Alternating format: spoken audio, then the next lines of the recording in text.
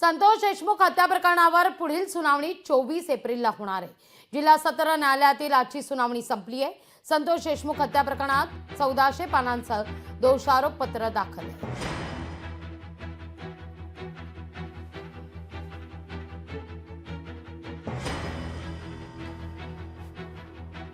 आज न्यायालयामध्ये जे कागदपत्र आम्ही हजर केले त्यातला प्रत्यक्ष संतोष देशमुख यांना मारहाणीचा व्हिडिओ जो की सीआयडीच्या मते तपासाअंती असं दिसून आलं होतं की हा व्हिडिओ आरोपींनीच काढलेला होता आणि तो सिलवंत परिस्थितीत फोरेन्सिक लॅबोरेटरीकडे पाठवण्यात आला होता।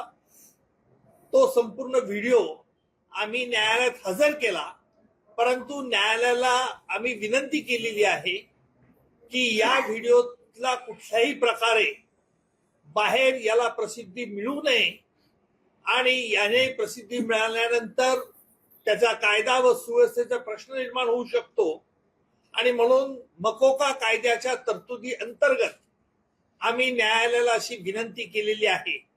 यावरती न्यायालयाने सगळ्या आरोपींचं म्हणणं त्यांनी मागितलेलं आहे आणि त्यांचं म्हणणं ते 24 तारखेला दिलं जाईल। त्याच्यानंतर या संदर्भात देखील सुनावणी होईल। लोकशाही मराठी ऐका, पहा, जागरूक रहा।